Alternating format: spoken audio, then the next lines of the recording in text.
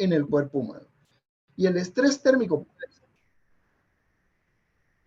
¿me están escuchando? Sí. Sí, señor. Sí, señor. Sí, Sí, señor. Sí, señor, lo no, escucho. estoy viendo mi pantalla y perfecto. Les digo, es porque estoy viendo yo mi pantalla y yo no veo si se perdió la conexión o si se me apagó el micrófono. Por favor, me avisan si algo así pasa. Entonces, les decía de que el estrés térmico puede ser por calor, pero también puede ser por frío. Entonces, no necesariamente cuando hablamos de estrés térmico, estamos hablando de sol. Y esto me interesa que quede claro, porque nuestro organismo reacciona a la temperatura en general. Fíjense ustedes que la temperatura es un factor de riesgo que afecta al ámbito trabajador y nosotros vemos titulares en todos los periódicos y frecuentemente que los trabajadores se afectan por calor o por frío en los países donde hay invierno, que fallecen, que se dañan, que se caen y demás por los efectos térmicos de la exposición al calor y pues buena parte de eso son laborales. Entonces tenemos que tratar de tener un conocimiento de lo que esto significa, un conocimiento que sea científico, no empírico, ¿no? Y para eso se trata de que esta charla aclare alguno de estos temas. Primero, definir calor. Bueno, calor es el aumento de la temperatura y que se origina por la vibración de los átomos en el cuerpo humano. Entonces, si nosotros recibimos radiación solar o recibimos algunos otros efectos, cercanía de calor en otro lado, los átomos empiezan a vibrar, aumenta la temperatura del cuerpo y eso por supuesto produce efectos en nuestro organismo y por lo tanto en nuestra salud. De ahí que viene el concepto de temperatura, que es la forma de medirla, el efecto de este calor, ya sea que se o sea que se gana. Y para eso tenemos varias escalas. En Latinoamérica nosotros usamos la escala Celsius, pero también existen otras escalas. La escala Fahrenheit, la escala Kelvin, la escala Rankine, la escala Reaumur, que son escalas menos usadas y se utilizan para otro tipo de cosas en experimentos y demás cuestiones.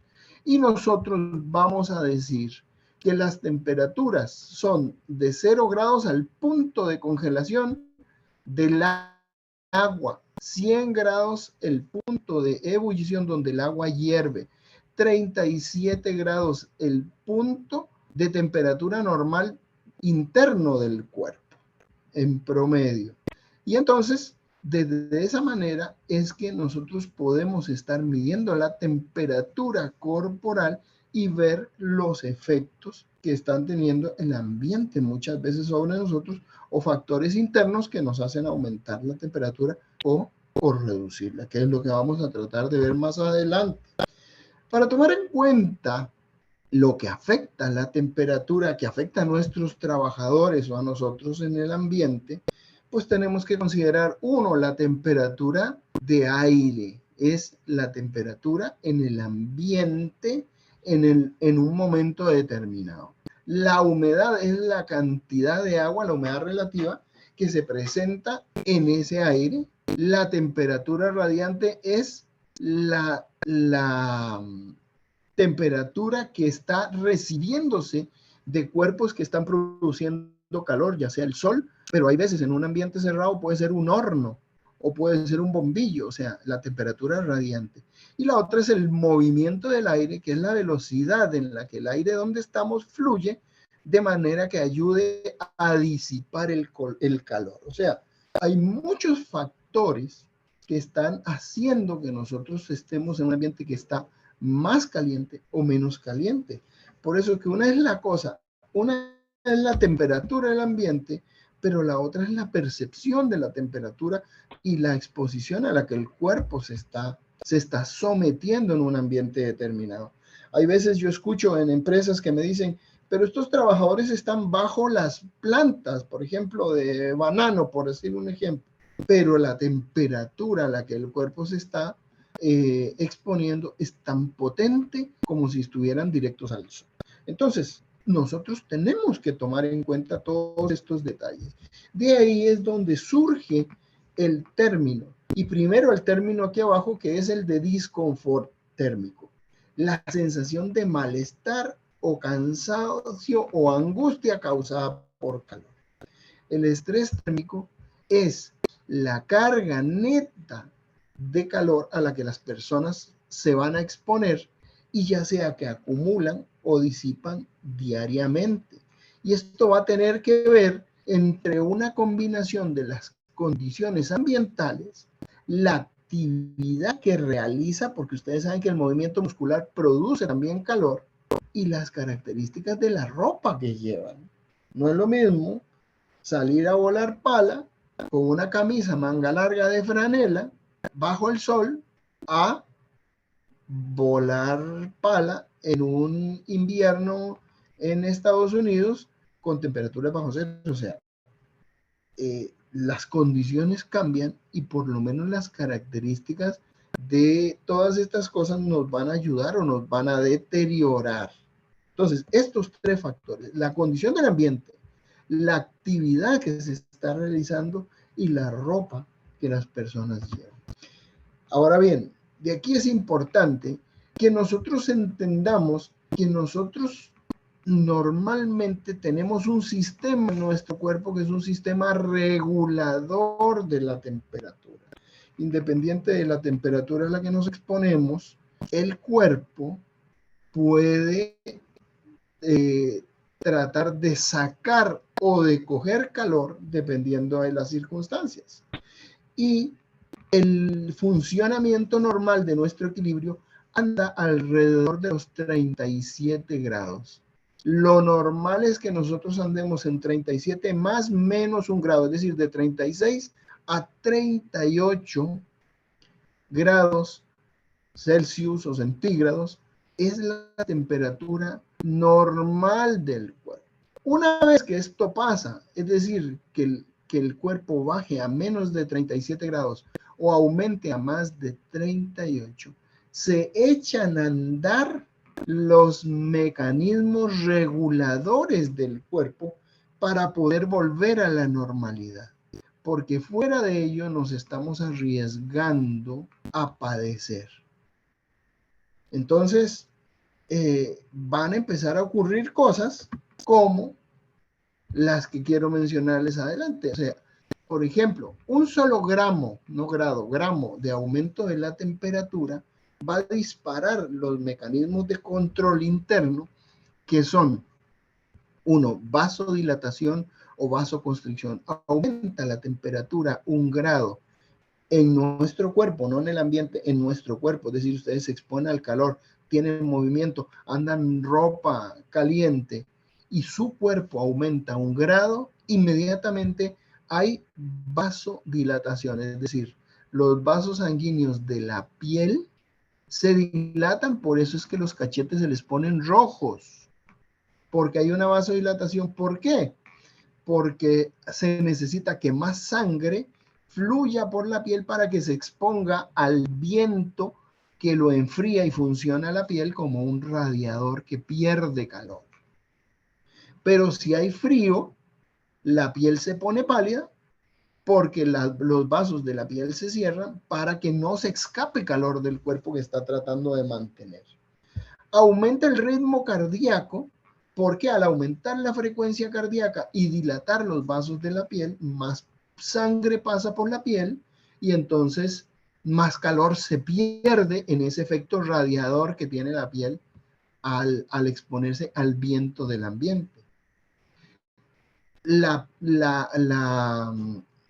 contracción muscular aumenta o se dilata produciendo o disminuyendo calor. Cuando hace mucho frío uno empieza a tiritar, los músculos tiritan y al tiritar producen calor, se cierran los vasos sanguíneos de la piel, no se pierde ese calor y así aumenta la temperatura corporal y así hay una regulación para un lado o para el otro.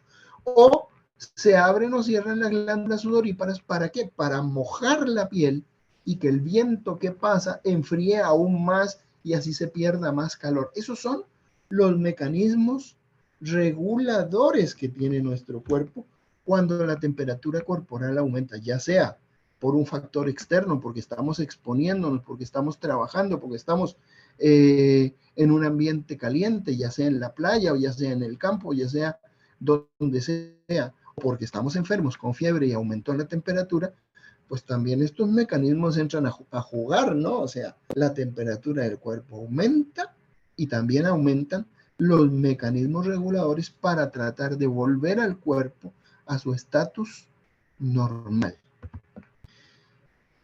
Cuando los niveles se pierden, entonces vienen a llegar el momento en que el cuerpo se vuelve incapaz de mantener la temperatura y puede producir los daños a la salud. O sea, si una temperatura baja más de lo que el cuerpo por sus mecanismos normales puede lograr sostener, o sube la temperatura corporal por encima de lo que un nivel normal del cuerpo puede sostener, pues empiezan ya los daños a la salud. ¿Cuáles son? Bueno, empiezan los trastornos por temperatura. ¿Me están oyendo? Sí, para saber cómo estamos de audio. Sí, señor, todo muy bien. Sí, señor. Okay. Vamos a dejar preguntas para el final para ver si me entendieron. Pero ahí vamos repitiendo. Ok, buenísimo. En los ambientes calientes se aumenta la temperatura, o sea, hiper de aumento, termia de temperatura. Hay una hipertermia, el cuerpo aumenta la temperatura. A mí me llama la atención porque hay veces me dicen, mira, esta persona está trabajando en el campo y se desmayó y me llama la atención porque le tomamos la temperatura y está con fiebre. No, es que la persona se desmayó precisamente porque el cuerpo no pudo mantener sus niveles de regulación del cuerpo y la temperatura corporal. ¿Alguien está hablando, haciendo una pregunta, no? No, ok. Y se produce un aumento de la temperatura corporal. Los mecanismos, les decía, reguladores, pues los vasos sanguíneos se activa la glándula sudorípara, la persona empieza a sudar y aumenta la circulación periférica, es decir, aumenta la frecuencia cardíaca para que más sangre pase por la piel, se expongan los vasos sanguíneos a la piel, liberan calor y el vientito enfriando la piel disminuye la temperatura de esa sangre que vuelve a entrar al torrente interno, digamos, y se empieza a bajar la temperatura y así mantenemos la temperatura. Pero ¿qué pasa cuando la persona expuesta al calor empieza a no poder tolerar esos calores más de lo que la regulación puede? Bueno, empieza a tener trastornos psiconeuróticos, es decir, la persona se enoja, se incomoda, está de malas, está angustiada. Hay calambres porque está perdiendo líquido y ese líquido que es sudor contiene sodio, contiene potasio y empieza a perder y se empieza a calambrar. Empieza a perder líquido, por eso se deshidrata y hay una deficiencia de circulación porque hay menos líquido circulando en la sangre. Si nosotros tenemos un volumen de sangre promedio de 5 litros, hay personas que empiezan a sudar y sudar y sudar y ahí pierden medio litro de un solo sudando. Pueden tener pérdida de electrolitos como sodio, potasio, calcio y cloro incluso. Golpe de calor, más bien la temperatura aumenta y la persona puede hasta tener convulsiones y paro cardíaco. O sea, fíjense ustedes lo complicado que puede ser poder exponerse a la temperatura. Y aparte de eso, pues el estar en ambientes calientes como el sol, como hornos, como cuestiones de ese tipo, también expone a que el cuerpo se esté exponiendo a fuentes de luz infrarroja con temperaturas radiantes que puede ocasionar lesiones oculares, ¿verdad? Que eso es algo que hay veces no tomamos en cuenta, pero también la vista se puede lastimar, de verdad. Entonces, ¿cuáles son? Bueno, miren, el principal o el primer síntoma es el síncope por calor. Es un desmayo cuando la persona se expone, no pudo regular y el cerebro se desconecta, la persona siente un desvanecimiento y dice, ya no aguanto, entró en una gran debilidad, se pone pálida, pierde marea, le dan náuseas y se desmaya y hay que sentarla por ahí. Eso es un síncope por calor. Ahí, ¿qué es lo que pasa? La temperatura ya empezó a subir de manera que no se puede regular y es uno de los primeros síntomas. El otro, en las personas que no están acostumbradas a los ambientes calurosos, se les hinchan las piernas y las manos y entonces hay veces uno dice que raro, vieras que cada vez que voy a la playa se me hinchan los pies. Claro, porque usted no está acostumbrado a eso y más bien esos líquidos empiezan a salir de los vasos sanguíneos y se acumulan en algunas partes, sobre todo si una persona tiene un sistema venoso que no es adecuado, como los que tienen varices o cuestiones de ese tipo, se empiezan a hinchar, no están sudando adecuadamente y el líquido no puede salir, no puede enfriarse la piel, más bien ese líquido se acumula en los deditos de la mano y por eso, o en las piernas. Por eso, cuando hay veces la gente que no está acostumbrada sale a caminar y dicen voy a hacer hiking y salen a caminar por la montaña, de repente ven que se les hinchan los dedos de la mano y los anillos les empiezan a apretar cuando van caminando y todo esto, pues son efectos leves del aumento de la temperatura corporal, aunque no estén caminando en un ambiente que está caliente, aunque el sol, aunque esté nublado, solo el efecto del calor que están produciendo sus músculos al hacer el esfuerzo son capaces de aumentar ese grado de temperatura. Entonces no le echen la culpa solo al sol, no le echen la culpa solo al ambiente. También el esfuerzo muscular produce aumento en la temperatura que a veces nos puede llevar a tener dificultades. Y eso es algo significativo que hay que tomar en cuenta. También están los calambres. Bueno, una persona empieza a perder por el movimiento muscular, por la sudoración, empieza a perder agua, empieza a perder sodio, empieza a perder potasio. Ya solo la pérdida de potasio es capaz de que el movimiento muscular normal no se dé, porque la contracción muscular depende de sodio y de potasio.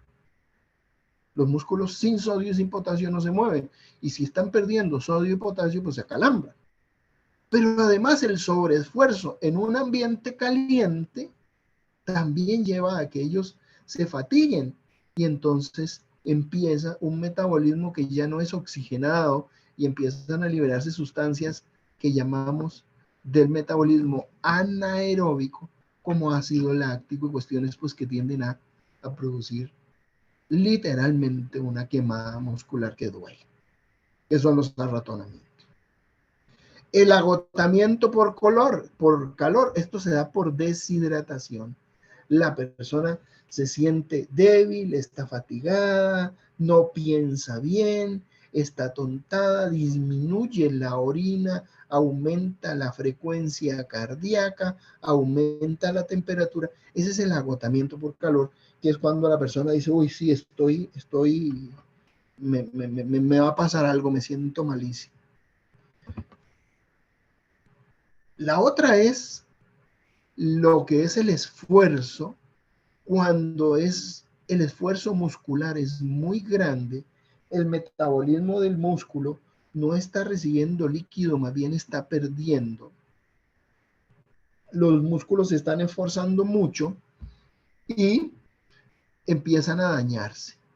Entonces empiezan a romperse fibras musculares y se empieza a liberar una sustancia que existe dentro de las células musculares que es la mioglobina. La hemoglobina es el pigmento que le da el color rojo a la sangre, hemoglobina.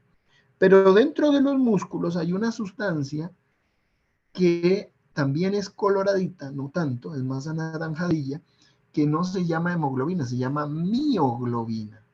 Esta mioglobina empieza a aparecer en la orina y la orina se pone colorada. Esto me está indicando a mí de que el músculo se está rompiendo, porque esto es una sustancia que aparece, que está dentro del músculo, no tiene que estar en la sangre.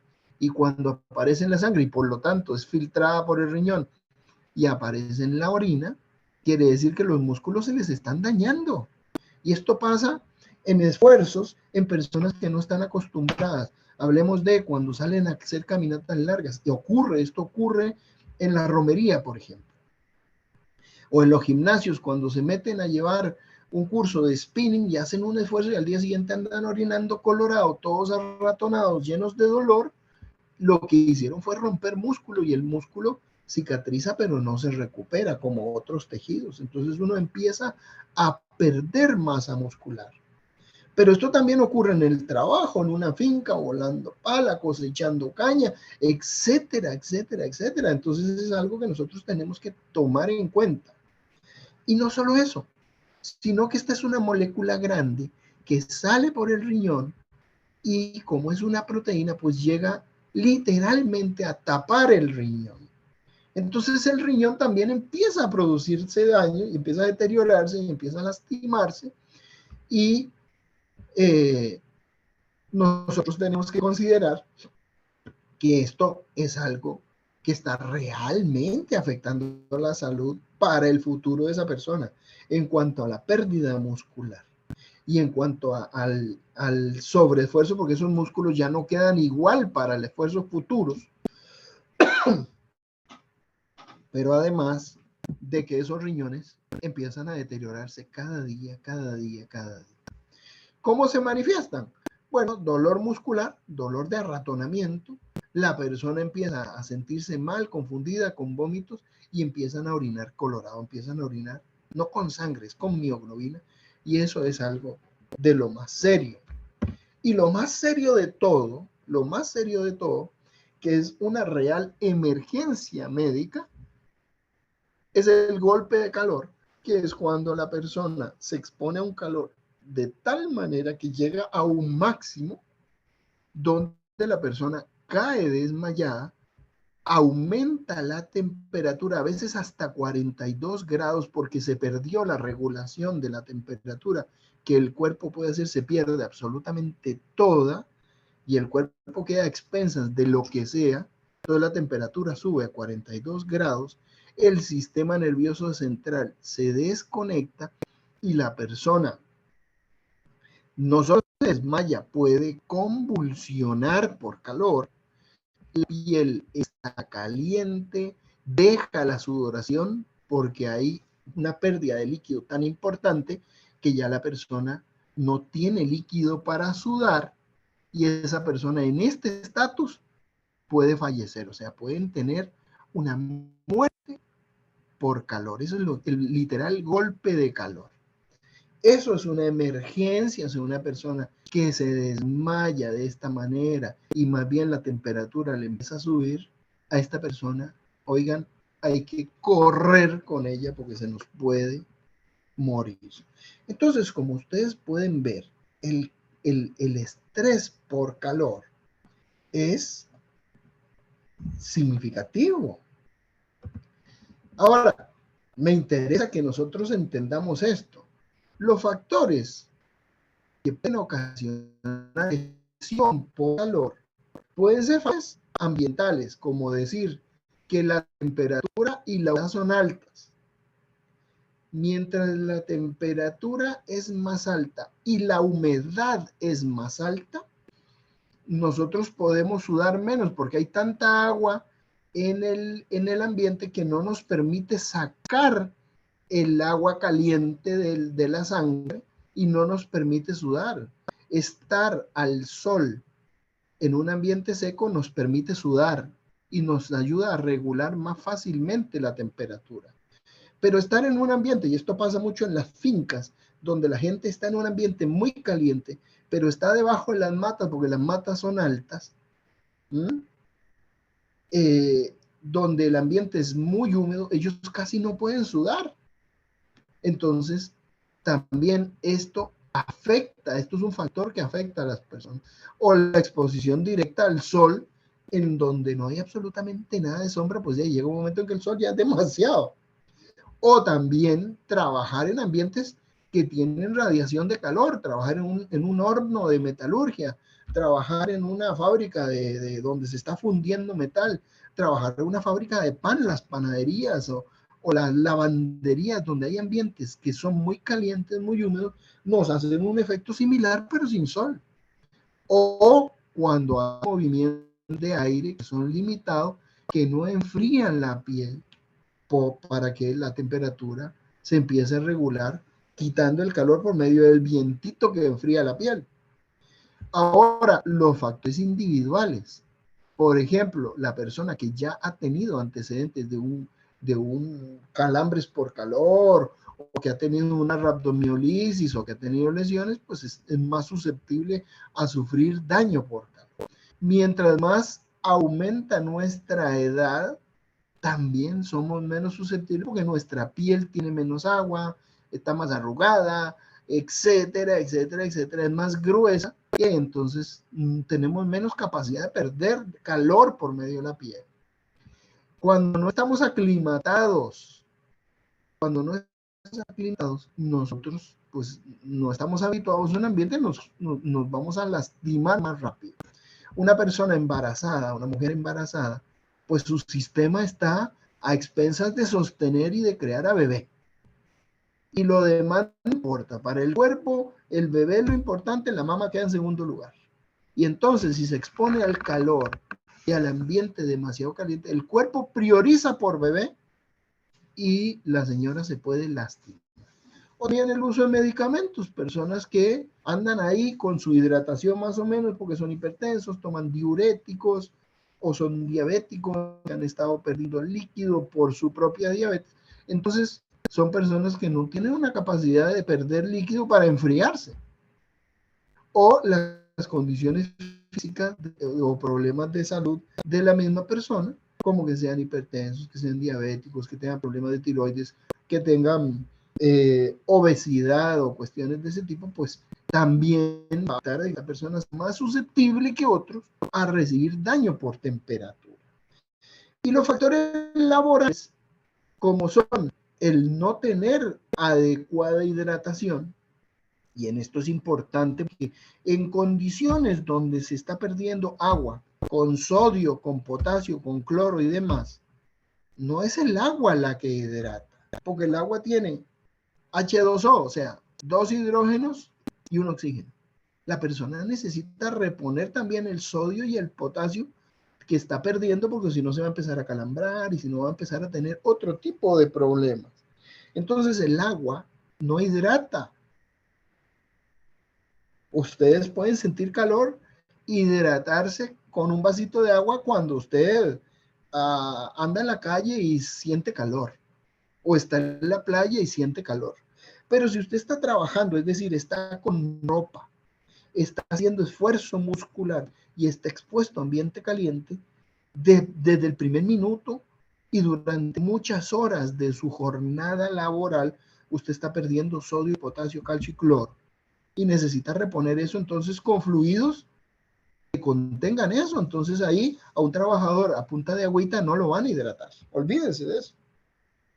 El esfuerzo físico, mientras más fuerte el esfuerzo físico, más exposición a dañarse. Como son mascarillas, como son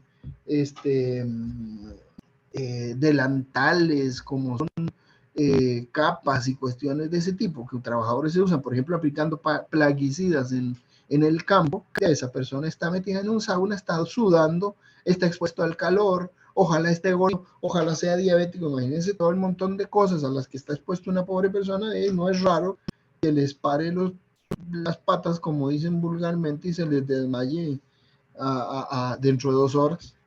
Entonces hay factores que son individuales, hay factores que son laborales y factores que son ambientales que producen, que afectan que la persona se lastime por calor. Y al final tenemos alguna de estas lesiones que no son deseables nunca ni para la persona, ni para los que trabajamos en salud, ni en salud ocupacional, ni para los patronos, pues tampoco es bueno porque la cuestión se nos complica y no nos avanza el trabajo, ¿no es cierto? Bueno, ¿cuáles son esas fuentes? En ambientes calientes que no están al sol, pues falta de aislamiento de los equipos que producen calor, motores y demás que no están aislados adecuadamente, producen calor al ambiente. Los procesos de fundición, de secado, fabricación de hornos, pero son ambientes calientes. La temperatura ambiente, bueno, según geografía, época del año, hora y día, no es lo mismo exponerse al trabajo de campo en Cartago que hacerlo en Guanacaste, definitivamente. Los sistemas de ventilación son ambientes cerrados, sistemas de ventilación que no sean adecuados y no permitan que el viento fluya. O los sistemas de inyección de temperatura, termostato, extracción de aire, pues que no estén en buenas condiciones y que no estén bien ubicados, ¿no es cierto? Y en el ambiente agrícola, la temperatura alta producida por radiación del sol, la exposición directa del sol, la humedad por vaporización del ambiente y del sudor, y son las fuentes que ayudan. Miren este chavalo con manga larga, con guantes, expuesto al sol, en medio de un ambiente que recibió el sereno de la noche y en la mañana está evaporando, entonces no le permite sudar mucho y está haciendo esfuerzo físico. Las jornadas laborales que sean prolongadas y los equipos de protección que hay veces más bien pueden hacer que una persona se nos deteriore, pero tampoco podemos quitarle porque si no, este chaval no trabajara con todo esto, se punza todas estas hojas y se lastima más. Entonces, hay cosas con las que nosotros tenemos que mantener un equilibrio para que el trabajador esté en buenas condiciones y no se lastime por causa de su trabajo ni del ambiente en el que está metido. ¿Cómo evaluamos nosotros y en salud ocupacional el ambiente térmico? Lo hacemos con índices de evaluación de riesgos. El índice WGT, que ahorita les voy a explicar qué es, que incluso en Costa Rica se mide y en el decreto ejecutivo por estrés térmico por calor, se habla de él. Los índices de sudoración y los índices de temperatura relativa son la forma en que nosotros podemos valorar el riesgo. El que más se usa es el índice WGT, que es en inglés lo que diríamos en español el índice de temperatura de globo y bulbo húmedo. Se mide con estas máquinas que tienen una forma para medir la temperatura radiante y la humedad y hacer un cálculo así rápidamente, que es esto, 0.7 multiplicado por la temperatura húmeda medida con el aparato, más 0.2 por la temperatura de globo, o la temperatura radiante, más 0.1 por la temperatura seca o la temperatura bulbo. Ok, esto ya se les da, solo se les estoy dando para conocimiento general, que sepan cuando lean en el decreto ejecutivo que se habla del índice TGVH o WGT, de qué estamos hablando, ¿no? No para que se lo aprendan, ni para que lo usen. Bueno, pues esto se mide en diferentes tablas y a nosotros nos dice si esa persona está siendo aclimatado o si no está siendo aclimatado, está en una condición de entrar en peligro o está dentro de lo normal. Esto se le suma la tasa metabólica o la producción metabólica de calor y por medio de fórmulas se calcula. Claro, en el decreto ejecutivo que mide eso, ya todo eso viene calculado, pero me interesaba que ustedes supieran de dónde salen esas cosas y no es que uno se las inventa. ¿Ah? Entonces, con base en todos estos datos, ¿cómo hacemos el control de temperatura? Uno, bueno, en los ambientes cerrados, usar sistemas de inyección de aires y que favorezcan el movimiento del aire. En los climas cálidos, poner aires acondicionados en las oficinas, suministrar ropa de colores claros. Ustedes saben que la luz del sol trae desde el infrarrojo hasta el ultravioleta y nosotros vamos a ver que los colores más claros repelen la mayoría de longitudes de onda de eso que se está recibiendo. Entonces, trabajar de negro es recibir todo eso y meterlo todo, pero trabajar de blanco es repeler todo. Entonces los colores, mientras más claros sean de la ropa con la que se trabaja permite que se repela, se rebote la mayoría cantidad de las ondas de calor que se van a estar recibiendo. Aparte de eso, que tengan mallas para transpirar en axilas, en la espalda, en los pantalones que tengan abierto abajo, pues para que el calor lo podamos perder. La carga de actividad física se pueda ajustar, realizar aislamientos térmicos en algunos lugares, reducir los tiempos de exposición, ayudar con la alimentación o por lo menos aconsejar la alimentación e hidratación en la forma en los trabajadores que están expuestos, tener programas de hidratación y pues lograr este tipo de ayuda. Por eso es que existe el decreto 39147S, que es el reglamento para la prevención y protección de las personas trabajadoras. Esto es algo que las empresas deben conocer de todos los trabajadores que trabajan expuestos al calor, bajo techo o al ambiente, debajo de las matas o por arriba de las matas. Y aquí nos habla de las obligaciones de los empleadores y habla de esto: velar que los trabajadores tengan asistencia de salud. ¿Ok? Por ejemplo, se les pide que todos tengan una función renal, creatininas, exámenes generales de orina. ¿Por qué? Porque se ha visto que las personas que trabajan expuestas al calor se lastiman su riñón. Y Costa Rica es uno de los países que empezó esto en Centroamérica, y en este momento tenemos personas con insuficiencias renales crónicas que han trabajado en fincas agrícolas toda la vida, que se están lastimando, y esto lo podríamos haber prevenido. Los índices de calor, y aquí se habla, ¿ven? Los índices TGVH, y de esta manera poder hacer estas mediciones. En este mismo reglamento vienen ya la mayoría de las mediciones, y ahora les voy a brindar, hasta hay aplicaciones en internet con los que se puede saber. Brindar los elementos de protección personal, brindar áreas de sombra, ya sean permanentes o si no, jalando con un techito en los lugares como esta foto aquí, donde no hay forma, pues por lo menos una sombrillita para que se metan debajo, ¿verdad? Suministrar bebidas rehidratantes, y esas bebidas que no sea agua. El agua no hidrata. Acuérdense, una persona que está 8 horas haciendo esto no se va a hidratar con agua, tiene que tener suero que contenga sodio, potasio, cloro, demás cuestiones. Capacitar a los trabajadores, tener planes de salud ocupacional y protocolos de hidratación, planes de salud y demás, que hagan de que los trabajadores, uno, no entren cuando no están aclimatados, sino que tengan tiempo de aclimatarse. Y dos, que los que están no se estén lastimando, ¿no? Por ejemplo, de las obligaciones del trabajador, someterse a los exámenes. Hay veces que los trabajadores no quieren, no, ¿para qué me hacen esa vaina? ¿Qué es esto? ¿Ah?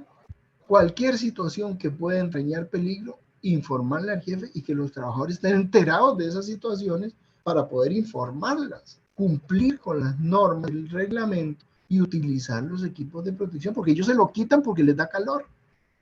Los protocolos de hidratación en este mismo decreto: contener los promedios mensuales de temperatura, listados de las labores, las medidas de prevención, indicar los lugares de sombra, cronogramas de capacitación, mecanismos de monitoreo y supervisión de los cumplimientos. O sea, está todo muy bien diseñado como para que esto no pase, ¿ven? Y estas son tablas. Por ejemplo, los índices de calor, de acuerdo a la humedad relativa y a las temperaturas del ambiente.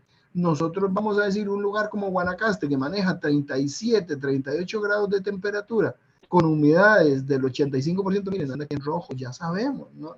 No hay necesidad de sacar el aparato para medir todo. Y si está en rojo, nosotros vamos a decir, en este mismo reglamento lo dice, cuáles son las medidas de prevención y protección en este nivel de riesgo. Siempre hay que hacer esto cuando tiene gancho. Si no tiene gancho, no hay que hacerlo. ¿Ve? Y ahí uno puede tener un guía fácil de poder evaluar y vigilar eso. ¿Ok? ¿Cuáles son las lesiones que podemos esperar? Ahí también viene. Si el índice de calor es de menos de 91, es un nivel de riesgo 1, es posible que solo tenga fatiga. Pero si es de 125, o sea, nivel 4, la probabilidad es alta de insolación, golpe de calor. Entonces también nosotros ya vamos previendo qué podemos tener con ellos. Existen aplicaciones, miren, la OSHA y la NIOSH tienen esta herramienta de salud que nos mide el índice de calor. Es una aplicación que la bajan el celular, ponen los datos y nos da el índice de calor.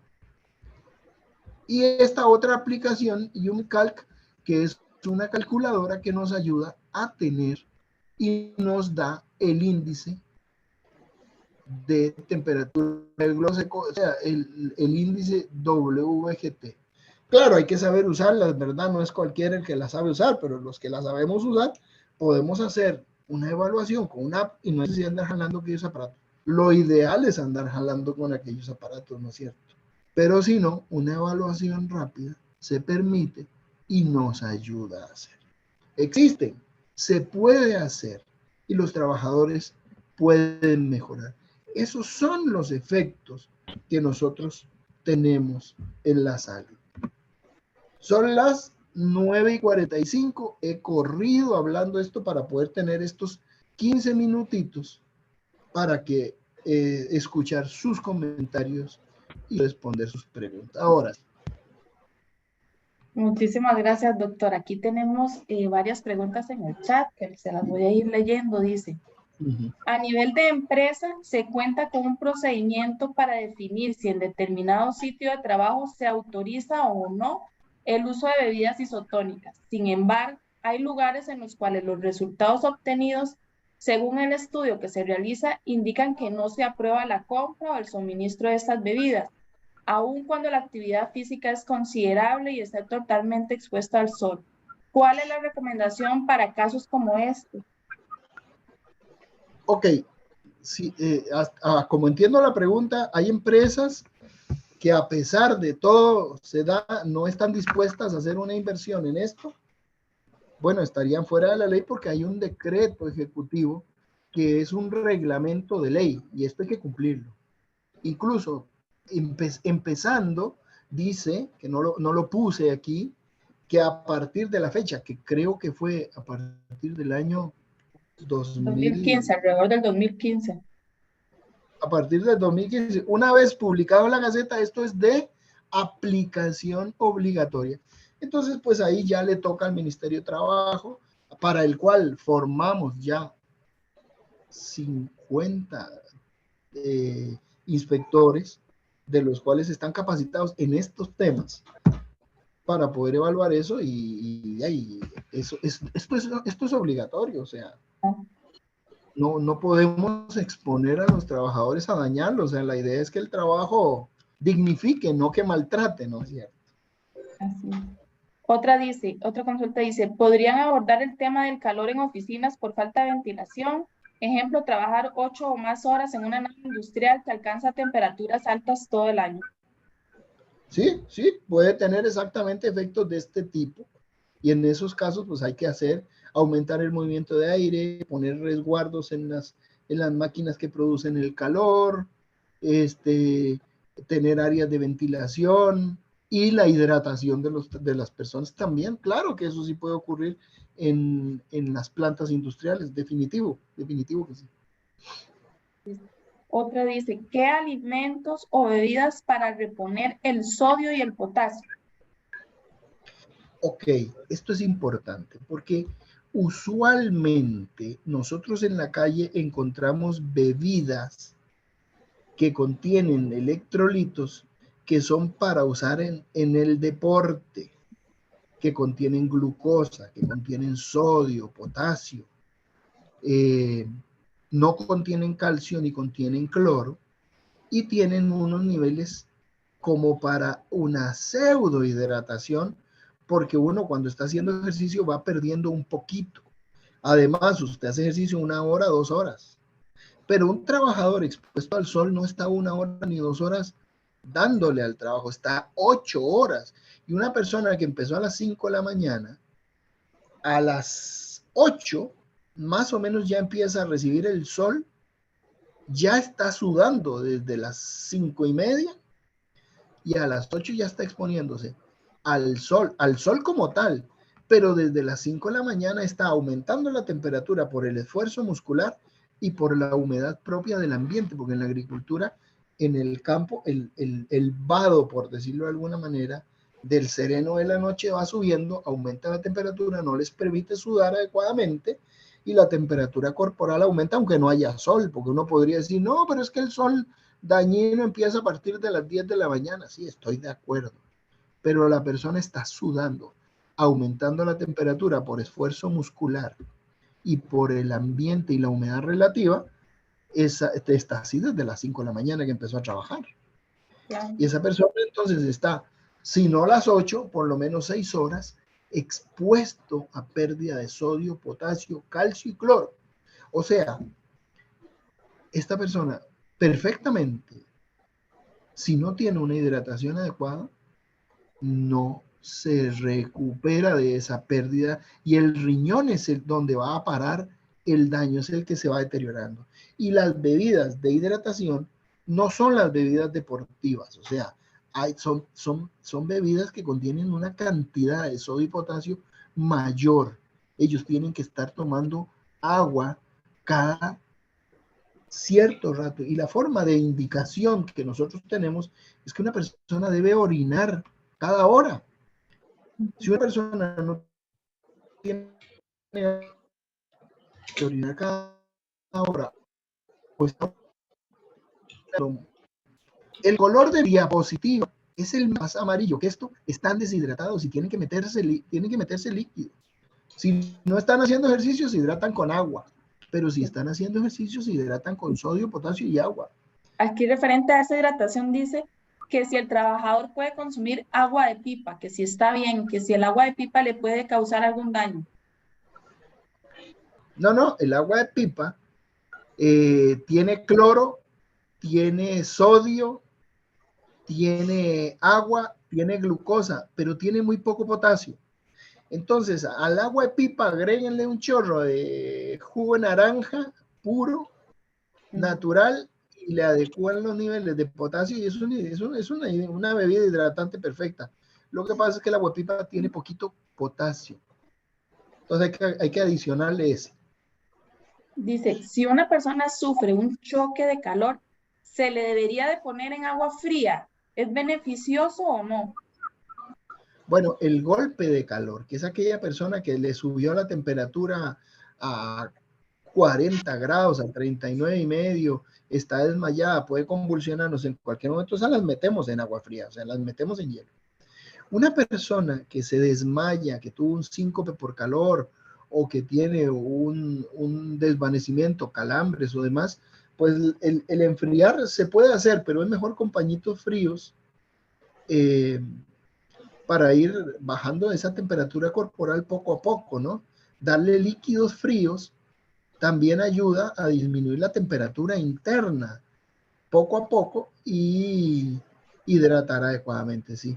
Pero digamos, una persona que se nos desmayó porque estaba haciendo caliente y meterle una bolsa de hielo, no, hombre, no sean tan conchos. Póngale pañitos fríos en la frente, denle agüita fría, o sea, líquidos hidratantes fríos. En un momento nos comentaban que les daban una gaseosa, le dieron una gaseosa en una emergencia que tuvieron porque no sabían cómo reaccionar, entonces lo acostaron y le dieron una gaseosa. Tal vez ahí ven la importancia de cómo proceder. Si tenemos esa en una emergencia, doctor, debemos llamar al 911 o cómo reaccionar, porque a veces no tenemos un equipo médico donde estamos en el trabajo y que la ayuda que le vayamos a brindar más bien que no sea contraproducente, ¿verdad? Correcto. Miren, la persona que se desmaya por calor, si está consciente o semiconsciente, lo ponemos a la sombra, le ponemos pañitos fríos para bajar la temperatura, le damos una bebida que no sea gaseosa, porque la gaseosa tiene agua carbonatada que le va a llenar el estómago de gas y lo puede hacer broncoaspirarse, ¿no? Vomitar y botar ese montón de gas que se le va a meter al estómago. Darle, ojalá, un suero y que esté tomando a traguitos, que esté frío y enfriarle el cuerpo y ponerlo a la sombra. Si está semiconsciente no hay problema. Si una persona está absolutamente inconsciente, está con fiebre, se toca caliente, sí, hay que correr a un centro médico. O sea, ahí ni siquiera llamen nada, váyanse moviendo ustedes y van llamando. Porque estamos frente a una verdadera emergencia. Dice, Si la persona, si la persona se sintió mal y ustedes ven que está orinando colorado o está raro, sí, ahí también correr con ellos, pero si está consciente hay más tiempo de moverlos, ponerlos a la sombra y de enfriarlos. Pero siempre es importante acudir al médico, entonces, doctor. Pues sí, cualquier persona que se lastime por calor sí debe tener una valoración y vigilar esos riñones, sobre todo porque hay algunos de ellos que ya los tenían tocados y no nos habíamos dado cuenta. Claro. Dice, en un caso donde se utilizan kimonos en un cuarto cerrado, ¿también se recomienda el uso de las mallas en el uniforme? Si el ambiente es caliente y los kimonos están aumentando la temperatura del trabajador, sí, a menos que sea en un ambiente donde esa malla podría producir daño. O sea, si usted va a trabajar en una unidad de COVID y esas mallas van a permitir que el aire y la tos de los pacientes que están ahí con COVID se le metan a usted, pues ya, y no, ahí sí que mejor no, ¿verdad? Es mejor entrar a ratitos cortos y poder salir a hidratarse adecuadamente y no estar todo el día metido en eso. Pero si no hay un peligro que la malla permita que o vapores o químicos o biológicos como infecciones estén entrándole al trabajador, sí deberían tener esas mallas, claro. Y una última consulta por acá dice, entonces, ¿cuáles bebidas se pueden encontrar en el mercado? Suero. Vean, lo mejor es el suero de rehidratación, ese que se usa para las diarreas, para tener, y yo a las empresas a las que asesoro, les digo, o sea, la persona puede andar fresco, puede andar agua, pero más o menos cada hora y media un vasito o 2 vasitos de suero para que permitan estar reponiendo esa cantidad de adecuada de lo que se está perdiendo. Entonces hacemos un intervalo de cosas. No es solo suero porque a los trabajadores tampoco les gusta porque sabe feo esa vaina. Pero cuando usted está necesitando su cuerpo hasta que agradece esas sustancias. Y no solo el agua, o sea, también hay veces hay que vigilar a tener tiempos, como dice el reglamento, tiempos de reposo, tiempos de descanso, tiempos de meterse a la sombra. Incluso hay veces es mejor ajustar las horas de trabajo, los intervalos de ponerlos a hacer una cosa y después ponerlos a hacer otra, ponerlos a volar pala y después ponerlos a afilar las herramientas, ahí sentaditos calmados un ratito, para que la persona se esté recuperando, se esté hidratando, pero además se esté enfriando. O sea, acuérdense que el estrés térmico por calor no es solamente deshidratación, es el no poder eliminar el calor muscular y el calor interno del cuerpo. Entonces, hay veces con solo meterlos a sombra, con solo que se descansen un rato y se hidraten nuevamente o estén expuestos a alguna bebida fría, va a ayudar a que perdamos ese calor y no entremos a estas dificultades. Aparte de la buena hidratación, ¿verdad? Claro. Aquí nos mencionan que si se recomienda el suero de la caja como parte de las medidas preventivas en los centros de trabajo que no cuentan con presupuestos para la compra de hidratación, y otra persona en la misma línea nos dice que cómo se accesan a los sueros de la caja. Bueno, podrían usar los sueros de la caja. ¿Cómo se accesa? Bueno, de ahí, hablando con los médicos para que les hagan las recetas, ir a retirarlas, porque la caja las tiene para tratamiento de un padecimiento que es la deshidratación por diarrea, no para uso preventivo. Y ahí sí habría que conversar con las autoridades de la caja para que les ayuden. Pero también hay recetas, ¿no? Hay recetas que se puede, si es una empresa que tiene las condiciones, pueden comprarlo en paquetes que son para diluir en 10 litros y tener ahí, o hay recetas, si ustedes buscan en internet una receta de hidratación oral, van a tener tantas cucharadas de sal con tantas cucharadas de azúcar, échele tanto jugo de naranja para poner más potasio, etcétera. Pues se pueden hacer en las empresas que no tienen presupuestos o en las empresas artesanales, ¿no? Las personas que tienen su finquita y que quieren pues trabajar en forma adecuada, claro. Claro. Aquí tenemos una última consulta que dice, ¿puede usar el suero de sabores para disolver en el agua? Sí, muchas empresas hacen sueros. Hay muchas empresas que hacen sueros para ejercicio y para diarreas. Y tienen sabores de fresa, de banano, de coco, de lo que sea, ¿no? Eso no hay ningún problema con eso. Creo que estamos con la consulta. No sé si alguien tiene alguna consulta más. Comentarles que esta grabación se va a subir en el canal de YouTube, ¿verdad? Para que la puedan consultar posteriormente. El enlace del canal de YouTube también está en la página del consejo. Y les agradecemos también si pueden completar la lista de asistencia, los que no han completado la lista que está en el chat. Y si no hay más. Una consulta más, Eric, claro. Sí, una pregunta, doctor. Hablaba de que el agua, en cierto momento, el agua realmente no ayuda. ¿A partir de qué momento hay que comenzar a hacer la toma de bebidas isotónicas con agua o solo bebida isotónica?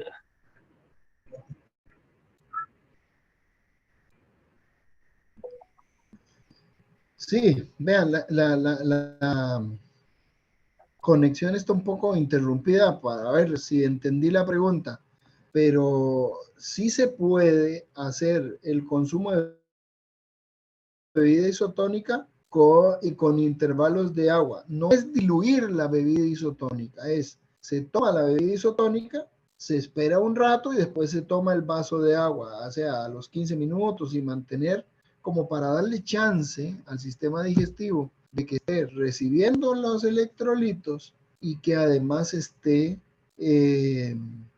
recibiendo el agüita también. De manera que nosotros tengamos como un parámetro en que el trabajador esté orinando. Pero una persona que no orina en todo el día es porque le está faltando el agua. ¿Me están escuchando o la señal está medio...? Sí, señor. Sí, claro, sí se escucha. Sí, okay. Señor, sí se le escuchó. Gracias. Buenísimo. Permiso para hacer una pregunta. Adelante. Es que, digamos, a veces hay lugares de trabajo en los que le dicen al trabajador, bueno, tiene, digamos, no sé, 15 minutos en la mañana para ir varias veces al baño a orinar. Entonces, los mismos trabajadores a veces que están dentro de la empresa tratan de no estar tomando mucho líquido así, son gente que tal vez, como están dentro de oficina, pasan mucho rato sentados, ¿verdad? Porque si los ven que están yendo constantemente al baño, al ratito llegan a decirle, bueno, ¿qué pasó? ¿Por qué está yéndose tanto de su puesto de trabajo? Y así, entonces, en un caso así como ese, ¿cuál es la manera de actuar o cómo se le puede llegar al patrón a decirle, vea, es que, no sé, esta ley dice que usted no puede decirle a la persona que no puede ir al baño, si es una persona que tiene que estar tomando agua? Si es una persona que está en ambientes calientes, esa persona tiene que estar bien hidratado, hay que estar trabajando en la hidratación y la forma de medir es que esa persona vaya al baño. Si es una persona que está en un ambiente con buenas condiciones, con aire acondicionado, como un call center, por ejemplo, pues esa persona no importa que no orine cada hora porque no está produciendo calor interno, entonces no está teniendo estrés por calor. En el caso. Ahora bien, parte de este reglamento, existen otros reglamentos donde se da el asunto de los baños, donde se da la asistencia en los baños. Hay reglamentos, las leyes laborales están, los patronos pueden tomarse ciertas libertades, pero hay otras que no. O sea, usted no puede prohibirle a una persona que se aguante sobre todo a las mujeres que se aguanten 3 horas sin ir a orinar, pues porque van a tener infecciones urinarias y eso ya es atentar contra la salud de los trabajadores. O sea, ya eso es algo que hay legislación y para eso está el Ministerio de Trabajo y demás que ayuda a regular esas cosas, sin ser carbonero. Así es, Pero, doctor. Sí. pero esas leyes, ahora, ¿qué es lo que pasa? Que hay veces las mismas empresas no las conocen. Entonces, pues hay veces es cuestión de asesorarlos. Y hay veces que los trabajadores también abusan. O sea, es que, acuérdense, esto es un equilibrio, ¿no? Yes. Así es, creo que estamos con todas las consultas atendidas. Recordarles también visitar el sitio web del Consejo, www.cso.gov.cr, donde hay información de todos estos temas que indica el doctor, ¿verdad? Ahí está la legislación, tenemos material que pueden descargar como videos, afiches que pueden utilizar en sus empresas. Agradecerle al doctor, ¿verdad? Por su tiempo, por esta explicación tan amplia, por la disposición de colaborar con el Consejo y la anuencia de atender todas las consultas, ¿verdad? Estos son procesos que también, como usted dice, nos ayudan a informarnos y a poder hacer las réplicas y las recomendaciones a nivel de nuestros centros de trabajo. Entonces, don Carlos, agradecerle por la disposición de parte del Consejo y comentarles que esta charla va a estar colgada también ahí en nuestro sitio web y que los lleva también al canal de YouTube donde está toda esta información. Entonces, agradecerle a don Carlos por todo su tiempo y la atención a nuestro llamado en esta semana y en esta campaña. Muchas gracias. Y a los que no se han registrado en la lista de asistencia, le agradecemos si todavía tienen. Bueno, muchas gracias. Muchas gracias, don Carlos.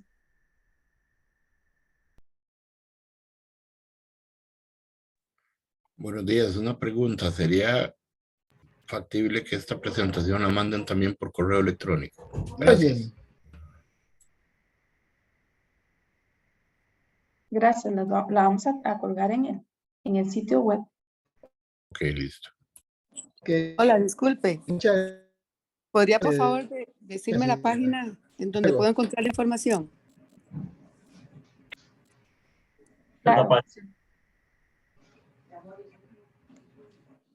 Se lo voy a colocar en el chat también. Ahí pueden coger el enlace.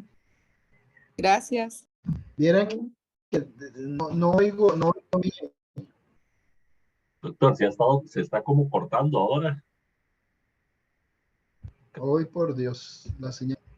Pero es ahora al puro final, no, durante la charla. Vamos a ver.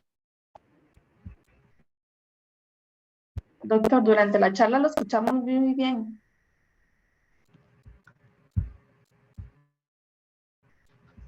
Quién sabe qué está pasando ahora, pero sí se está cortando, ¿no? Y no lo escuchamos. Ay, Dios, no oigo, se me fue la señal.